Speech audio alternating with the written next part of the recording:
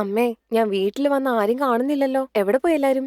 നമ്മുടെ രാജശേഖരൻ അങ്കിളില്ലേ, ഞാൻ അവരുടെ വീട്ടിലാ. അങ്കിളിന് പെട്ടെന്ന് സുഖമില്ലാതായി മോളെ. അതുകൊണ്ട് ഞാനും അച്ഛനും കാണാൻ വന്നിരിക്കയാ.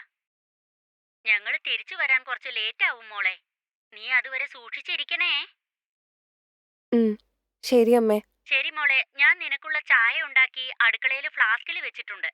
ഞങ്ങള് വരാൻ ലേറ്റായ നീ എന്തെങ്കിലും ഉണ്ടാക്കി കഴിക്കണേ. പട്ടിണി ഇരിക്കരുത്.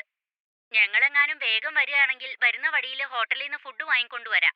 ഇനി അഥവാ ലേറ്റായ നിനക്കൊന്നും ഉണ്ടാക്കാൻ പറ്റിയില്ലെങ്കിൽ ഓൺലൈനിൽ എന്തെങ്കിലും ഫുഡ് ഓർഡർ ചെയ്ത് കഴിച്ചോ മോളെ. കഴിക്കാതിരിക്കരുതേ. വേണ്ട അമ്മേ, നിങ്ങൾ തിരിച്ചു വരുമ്പോഴെന്തെങ്കിലും ഹോട്ടലിൽ നിന്ന് കഴിക്കാൻ വേണ്ടിയിട്ട് വാങ്ങിക്കൊണ്ട് വന്നാൽ മതി. എനിക്ക് വേണ്ടിയിട്ട് ചായ ഉണ്ടാക്കി വെച്ചിട്ടുണ്ടല്ലോ. വിശക്കുവാണെങ്കിൽ ചായയും സ്നാക്സും കഴിച്ചോളാം. എനിക്കൊരു പ്രശ്നവും ഇല്ല. എന്നാ ശരി മോളെ, സൂക്ഷിച്ചിരിക്കണേ. എന്നാ വെക്കട്ടെ. ശരി അമ്മേ.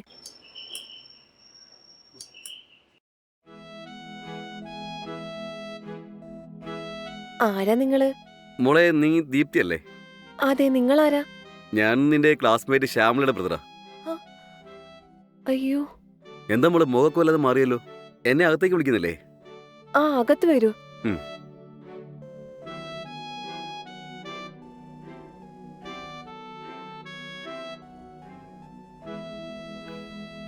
പിന്നെ എന്തൊക്കെയുണ്ട്? നിന്റെ സ്റ്റഡീസ് ഒക്കെ എങ്ങനെ പോകുന്നു? ആ, കുഴപ്പമില്ല, നന്നായിട്ട് പോകുന്നുണ്ട്. ആ, ഇരുന്നോളൂ. ഞാൻ നിന്റെ വീട്ടിലേക്ക് വന്നതല്ലേ, കുടിക്കാൻ കുറച്ച് വെള്ളമെങ്കിലും തരാൻ തോന്നില്ലേ? ആ, നിക്ക്, ഞാൻ എടുത്തോണ്ട് ആ, വരാം. നിക്ക് നിക്ക് നിക്ക്. ഇപ്പൊ ഒന്നും വേണ്ട, കുറച്ചേരം ഇരിക്കേ, സംസാരിക്കാം. ഉം.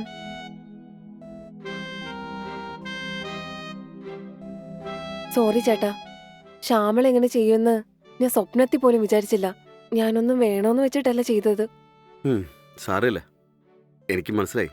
അന്ന് എക്സാം നടന്നപ്പോ നിന്റെ പുറകിലിരുന്നത് എൻ്റെ സഹോദരി കോപ്പി അടിച്ചതും അത് കണ്ട് നിനക്ക് ദേഷ്യം വന്നിട്ട് ലെക്ചറോട് പറഞ്ഞു കൊടുത്തു. അപ്പോൾ അവര് എൻ്റെ അനിയത്തിയെ എക്സാം എഴുതാൻ അനുവദിക്കാതെ പുറത്തിറക്കി വിട്ടു. ആ നാണക്കേട് കൊണ്ട് എൻ്റെ അനിയത്തി ജീവൻ തന്നെ പാഴായിപ്പോയെന്ന് പറഞ്ഞ് വീട്ടിൽ കരഞ്ഞുകൊണ്ടിരിക്കുകയായിരുന്നു. എൻ്റെ അനിയത്തി ഇത് തെറ്റാണ്, അതിനെ ഞാൻ ന്യായീകരിക്കുന്നില്ല. നീ എൻ്റെ അനിയത്തിയോടുള്ള എന്തോ ദേഷ്യത്തിലാണ് നീ അങ്ങനെ കാണിച്ചത്. പക്ഷേ നിന്റെ ദേഷ്യം കാരണം ഇപ്പോൾ എൻ്റെ അനിയത്തി അവളെ ജീവൻ തന്നെ നഷ്ടപ്പെടുത്തി. എത്ര സോറി പറഞ്ഞാലും അവളിന് തിരിച്ചു വരില്ല. ഇതിൻ്റെയൊക്കെ കാരണം ആരാണെന്ന് പറയേ? സോറി ചേട്ടാ, ദയവ് ചെയ്ത് എന്നോട് ക്ഷമിക്കണം. ഇപ്പോൾ നീ എന്നോട് സോറി പറഞ്ഞതുകൊണ്ട് എൻ്റെ അനിയത്തി എനിക്ക് തിരിച്ചു കിട്ടുമോ? അതല്ല ചേട്ടാ, ഇങ്ങനെ നടക്കുമെന്ന് വിചാരിച്ചാ ഞാൻ അങ്ങനൊന്നും ചെയ്യത്തില്ലായിരുന്നു. അവൾ കോപ്പി അടിച്ചത് കണ്ട് എനിക്ക് ദേഷ്യം വന്നിട്ടാ ലെക്ചറിനോട് ഞാൻ പറഞ്ഞു കൊടുത്തത്. പക്ഷേ അവൾ ഇത്രയും സീരിയസ് ആയിട്ട് എടുക്കുമെന്ന് ഞാൻ ഒരിക്കലും വിചാരിച്ചില്ല. ജീവിതം എന്ന് പറയുന്നത് അങ്ങനെയാ, നമ്മൾ വിചാരിക്കുന്നതൊന്ന് നടക്കുന്നത് മറ്റൊന്ന്. ഇപ്പോൾ ഒരു ജീവൻ തന്നെ നഷ്ടപ്പെട്ട് കണ്ടില്ലേ? ഇപ്പം ഞാൻ ആർക്കു വേണ്ടിയാണ് ജീവിക്കുന്നതെന്ന് എനിക്ക് പോലും അറിയില്ല. സോറി ചേട്ടാ, ദയവ് ചെയ്ത് എന്നോട് ക്ഷമിക്ക് ചേട്ടാ. ശരി മോളെ, അതൊക്കെ വിട്ടേക്ക്. കുടിക്കാൻ ഒരു ചായ കൊണ്ടുവരുമോ? ആ, ഇരിക്കു ചേട്ടാ, ഞാൻ ഇപ്പൊ എടുത്തോണ്ട് വരാം.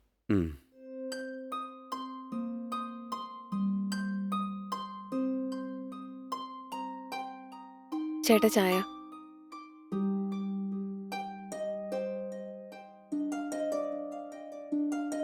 നല്ലൊരു ദാഹിക്കുന്നു, കുറച്ച് വെള്ളം കൊണ്ടുവരാം.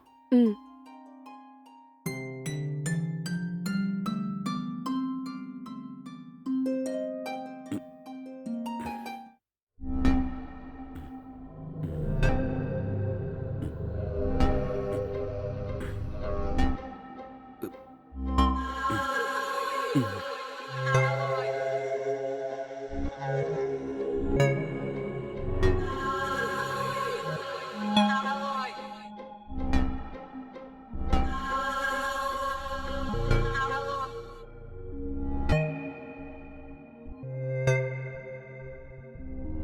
ദാ ചേട്ടാ.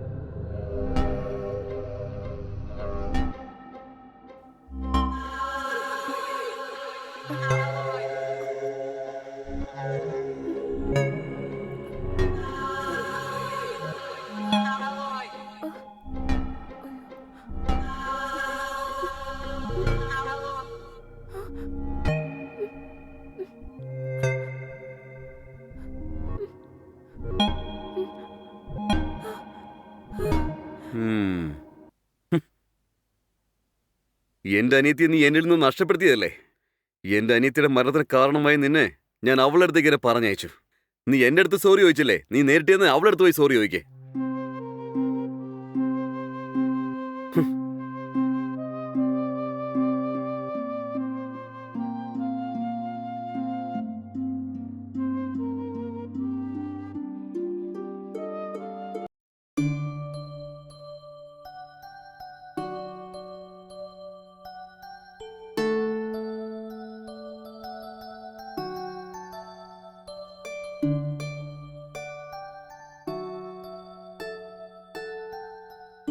നിങ്ങളാരാ? എന്താ വേണ്ടേ? സർ, ഞാൻ നിങ്ങളുടെ വീട്ടിൽ ജോലി ചെയ്യുന്ന രാജമ്മയുടെ മോളാ. ഓ, രാജമ്മയുടെ മോളാണോ? ഉം. അല്ല, നിന്റെ അമ്മ എന്തെന്ന് പറഞ്ഞേ? അല്ല സാർ, അമ്മയ്ക്ക് സുഖമില്ല, അതുകൊണ്ട് അമ്മ വീട്ടിലിരിക്കുക. ഓ, അമ്മയ്ക്ക് സുഖമില്ലേ? അല്ല, നീ എന്തിനാ ഇപ്പൊ വന്നത്? ഇത് പറഞ്ഞിട്ട് പോകാൻ വേണ്ടി വന്നതാണോ? എന്റെ അമ്മയ്ക്ക് പകരം ഞാൻ ഇന്ന് വന്ന് ജോലി ചെയ്യാന്ന് വിചാരിച്ചു സാർ. മാത്രമല്ല, അമ്മയ്ക്ക് ഹോസ്പിറ്റൽ ചെലവിന് വേണ്ടിയിട്ട് അഡ്വാൻസ് ആയിട്ട് പണം വാങ്ങിക്കൊണ്ട് വരാനും പറഞ്ഞു. ശരി ശരി, അകത്ത് പോയി ജോലി ചെയ്തോ.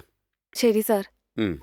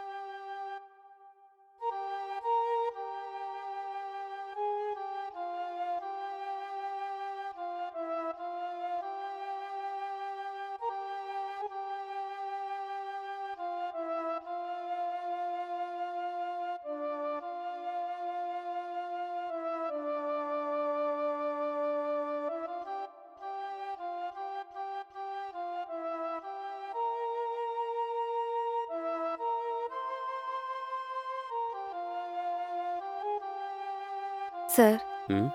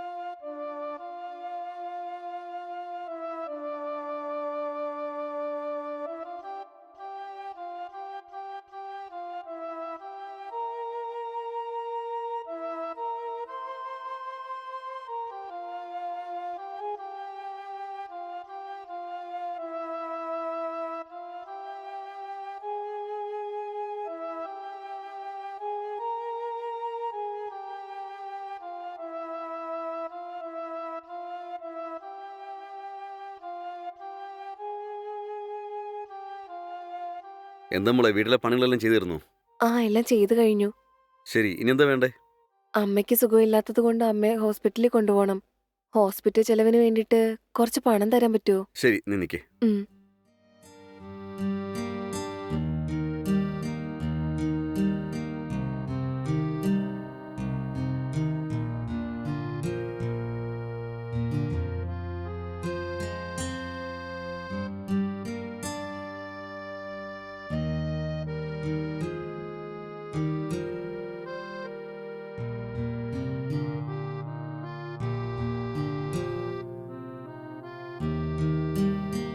ഇതിൽ 5000 രൂപയുണ്ട്. ഇത് പിടിച്ചു. ഉം. നിന്റെ അമ്മയുടെ ആരോഗ്യം നന്നായി ശ്രദ്ധിക്കാൻ പറയണം, കേട്ടല്ലോ? ശരി സാർ. ഞാൻ പോയിട്ട് വരാം സാർ. ശരി. പാചകം എല്ലാം കഴിഞ്ഞോ? കഴിക്കാൻ എന്താ ഉണ്ടാക്കി? ഒന്നും ചെയ്തില്ല സാർ. ഞാൻ ഇപ്പോഴാ പാചകം തന്നെ പഠിക്കുന്നത്. എനിക്ക് കോളേജിൽ പോകാനും സമയമായിട്ടുണ്ട്. അത് കാരണം ഞാൻ ഒന്നും ചെയ്യാനത്. ഈ വീട് മൊത്തം ക്ലീൻ ചെയ്തിട്ട് പാത്രം കഴുകാൻ വേണ്ടിയിട്ടാ വന്നത്. Sorry sir. അയ്യോ, നീ കോളേജ് പഠിച്ചുകൊണ്ടിരിക്കുകയാണോ? പിന്നെന്തിനാ നീ വീട്ടുപണി ചെയ്യാനായിട്ട് വന്നത്? അല്ല സാർ, സാറിനെ കൊണ്ട് ഇതൊന്നും ചെയ്യാൻ പറ്റത്തില്ലല്ലോ. ഈ വീട്ടിൽ പിന്നെ വേറെ ആരും ജോലി ചെയ്യാനില്ലാത്തോണ്ടാ അമ്മ എന്നെ ഇങ്ങോട്ട് പറഞ്ഞു വിട്ടത്. അങ്ങനെയാണോ? ശരി. നീ കോളേജിൽ പഠിച്ചുകൊണ്ടിരിക്കുകയാണെന്ന് അറിഞ്ഞതെങ്കിൽ ഈ വീട്ടിൽ ഒരു പണിയും ചെയ്യാൻ ഞാൻ സമ്മതിക്കില്ലായിരുന്നു.